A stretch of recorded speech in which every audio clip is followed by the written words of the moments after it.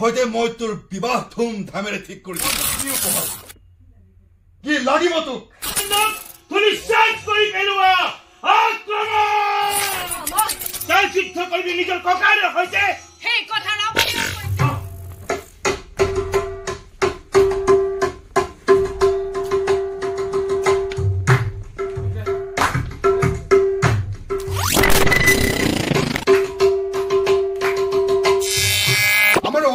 মতে ৰামক প্ৰেম নিবেদন কৰাটো কোনো দুখনীয় বা অস্বাভাৱিক কথা নহয় তুমি যদি কোনোবাই মাৰধৰ কৰে অপমান কৰে মই কি কোনো কৰিম হাত খাবতি বহি থাকিম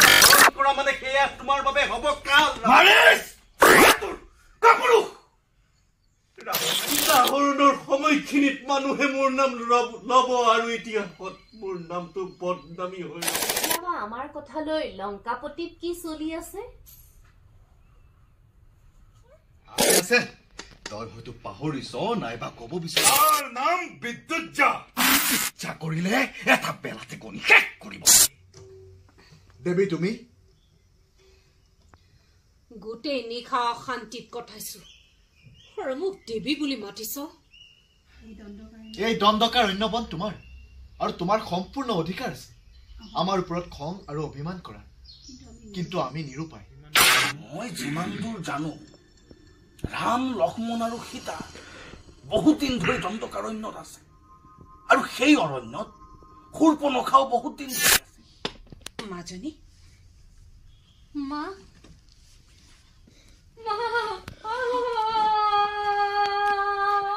তুমি হয়তো নাজানা মই কিন্তু যেনেকৈ আজিকালি চলন ফুৰণ কৰিবলৈ লৈছা তাক দেখি তোমাৰ প্ৰেমৰ সম্পৰ্ক হৈছে বুলি ভবাটো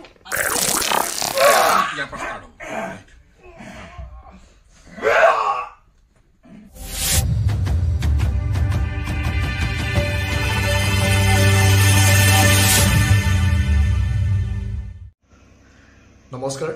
আশা কৰোঁ সকলো ভালে আছে পুনৰ এটা নতুন ভিডিঅ'লৈ আপোনালোকৰ ওচৰলৈ আহিছোঁ আৰু এই ভিডিঅ'টিৰ জৰিয়তে মই আপোনালোক সকলোকে এতিয়া আমন্ত্ৰণ জনাব বিচাৰিছোঁ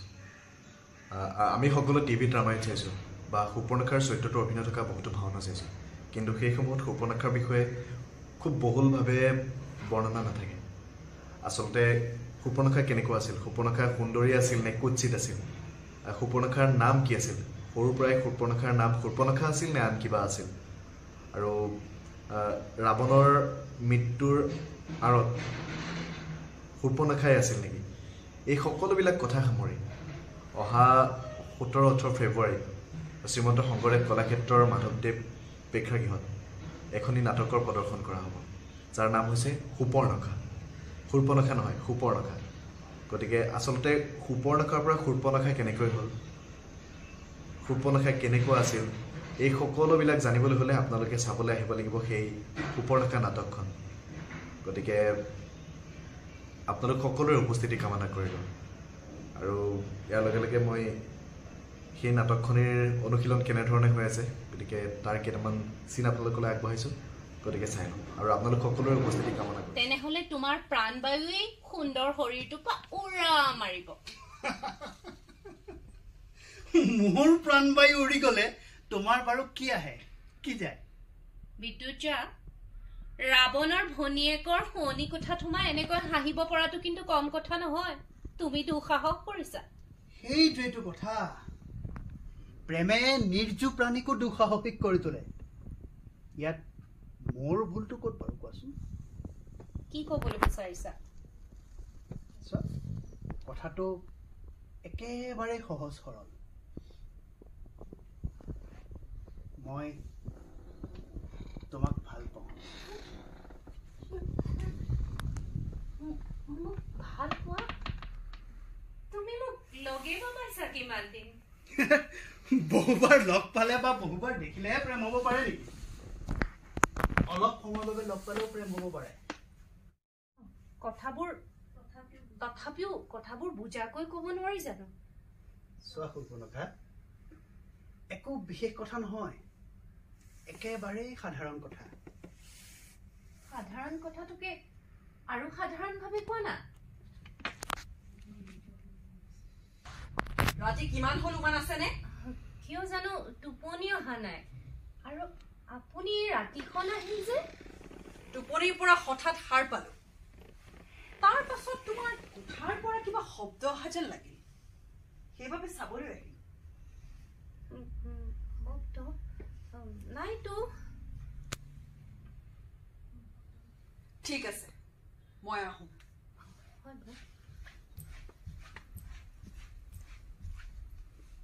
দুৱাৰ খিৰিকী ভালদৰে বন্ধ কৰিম হ'ব বৌ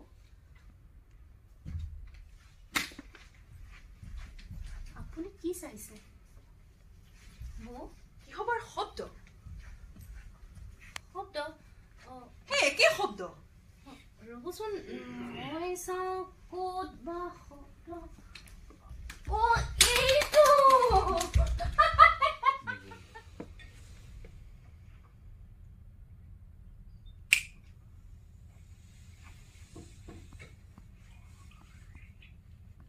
কণ্টিনিউৱাছ দিবা দেই লোকটো দিয়া বাকী লাইটৰ লগত কৰিম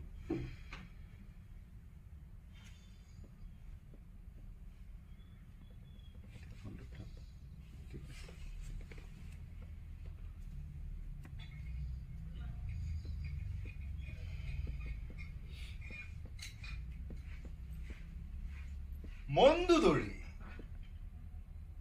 কলৈ গৈছিলা তুমি কি হল তুমি কিবা চিন্তাত বিভোৰ হৈ আছা মই সূৰ্পনখাৰ কোঠাৰ পৰা আহিলোঁ তাই কিবা ক'লে নেকি তোমাক তাই এতিয়া গাভৰু হৈছে বিবাহৰ যোগ্য হৈছে তাইৰ বিবাহৰ কথা ভাবিবৰ হ'ল মই কথাটো নভবা নহয় তেন্তে আপোনাৰ ভাৱনাক বাস্তৱত ৰূপায়িত কৰক কিন্তু তাইৰ বাবে দৰা এটা বিচাৰিব লাগিব দৰা বিচাৰি বিলম্ব নকৰিব তাইৰ অতি সোনকালে বিয়াখন পতা উচিত হ'ব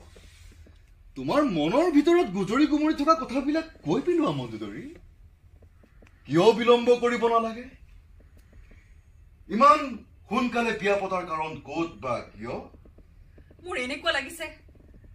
যে সূৰ্পনখাই ৰাৱণৰ বংশ বা লংকাৰ কথা নাভাবি কাৰোবাৰ প্ৰেমত পৰিছে প্ৰেমত ইমান দুঃসাহস লংকাপতি ৰাৱণৰ ৰাজকাৰেঙত ইমান সুৰক্ষা ব্যৱস্থা থকাৰ পাছতো সি যদি সূৰ্পনখাৰ কোঠাত প্ৰৱেশ কৰিব পাৰিছে ই সাধাৰণ হ'ব নোৱাৰে তুমি তেতিয়াই মোক কিয় নকৰা তেনেকুৱা নতুন খবৰ আছে আছে তই হয়তো পাহৰিছ নাইবা ক'ব বিচৰা নাই চা সূৰ্পনখা এনেকুৱা বয়সত এইবোৰ হয় ই অতি সাধাৰণ কথা বয়সৰ লগে লগে জীৱনৰ সোৱাদবোৰৰো পৰিৱৰ্তন হয় নহয় আৰু হোৱাটো কোনো দুখ নহয় ই স্বাভাৱিক তুমি কি কৈ আছা মই কিন্তু ধৰিবই পৰা নাই তই ধৰিব পৰা নাই যদি মই কৈছো তই প্ৰেমত পৰিছ কোন বাৰু সেইজন যিয়ে মোৰ ভনীৰ প্ৰেমত পৰিছে কাল কিয় আছেইনো কিমান ইচ্ছা কৰিলে এটা বেলাতে গণি শেষ কৰিব পাৰি মই বহুদিন মোৰ ৰাজ্যলৈ যোৱা নাই তালৈকে যাওঁ ঠিক আছে তালৈকে যোৱা ইমান সহজে যোৱা বুলি ক'লা যে পৰিস্থিতিৰ কথা ভাবিহে কৈছো আমাৰ কথা যদি লংকাপতিয়ে জানিবলৈ লাগে তেনেহলে কি হ'ব পাৰে মইতো ভাবিবই নোৱাৰো জানিলে বা কি হ'ব লংকাপতিৰ ওচৰত কথা ক'ব নোৱাৰিম বুলি ভাবিছা নেকি কথা শুনিবলৈ সময়টো দিব লাগিব তুমি লংকাপতিক কিমান জানা মই ক'ব নোৱাৰো কিন্তু মইতো জানো সৰুৰে পৰা দেখি আহিছো চোৱা সূৰ্পনখা মোৰ সিমানখিনি সাহস আছে বুলি মোৰ বিশ্বাস আছে তোমাৰ ককাইৰাৰ সন্মুখত থিয় হ'বলৈ আৰু প্ৰয়োজন হ'লে যুদ্ধ কৰিবলৈ ব'লা আহা তুমি গোটেই নিশা অশান্তিত কটাইছো আৰু মোক দেৱী বুলি মাতিছ কাক দেৱী বুলি মাতিছ এই দণ্ডকাৰণ্যবন তোমাৰ আৰু তোমাৰ সম্পূৰ্ণ অধিকাৰ আছে আমাৰ ওপৰত খং আৰু অভিমান কৰা কিন্তু আমি নিৰুপায় নিৰুপায়ৰ কাৰণ তোৰ এই পত্নী সীতাই নহয় জানো সেইজনী থকাবেই তই মোৰ প্ৰণয় স্বীকাৰ কৰিব নোৱাৰ নহয় হয় এই কথাই সত্য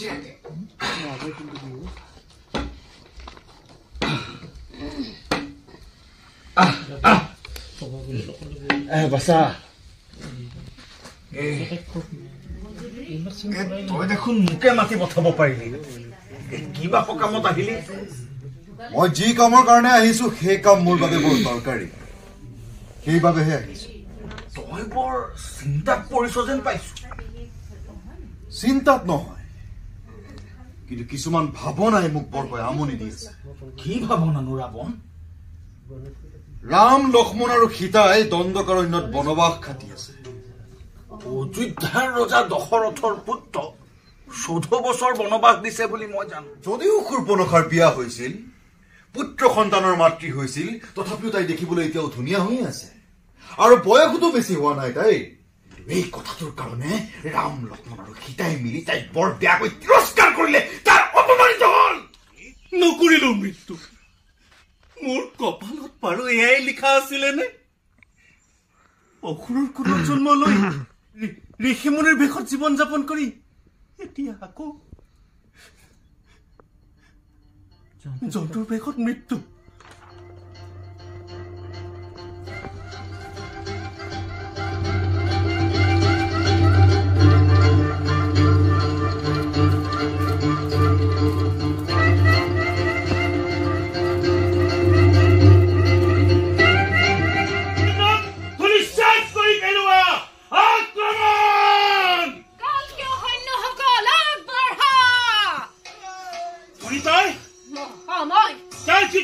নিজৰ ককাইৰ সৈতে সেই কথা ৰাৱণেও কৈছে তাৰপিছত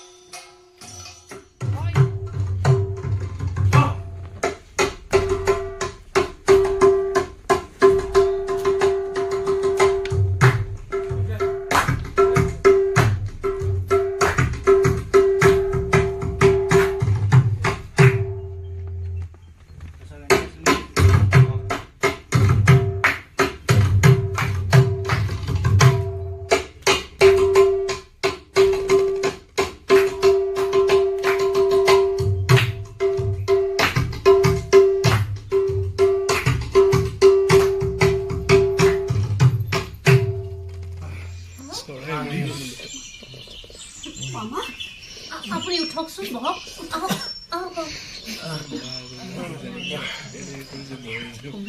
বোলা আমি পানী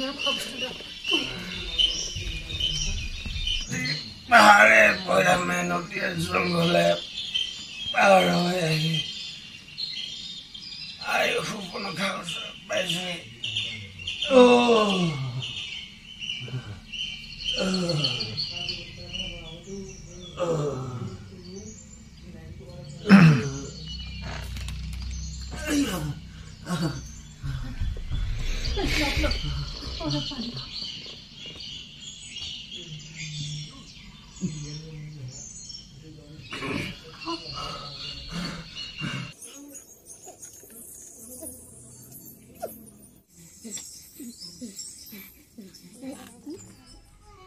এটা কথা কওঁ তোমাৰ সুপৰ্ণখা আজিকালি শূৰ্পণখা হ'ল মা মোক পিতাই যে এটা নাম দিছিল ব্ৰজমণি আৰু তুমিও যে এটা নাম দিছিলা মীনাক্ষী সেই নামবোৰ কেতিয়া ক'ত হেৰাই গ'ল মই গমেই নাপালো ইয়াৰ কাৰণে দুখ নকৰিবি মাজনী জীৱনটো এনেকুৱাই কেতিয়াবা সুগন্ধি ফুলৰ দৰে আৰু কেতিয়াবা কাঁইটৰ দৰে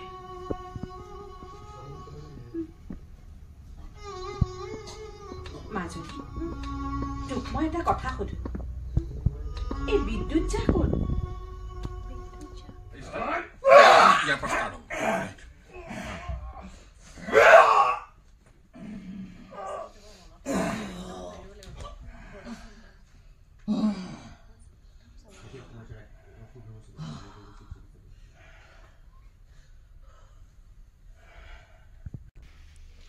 তুমি কিন্তু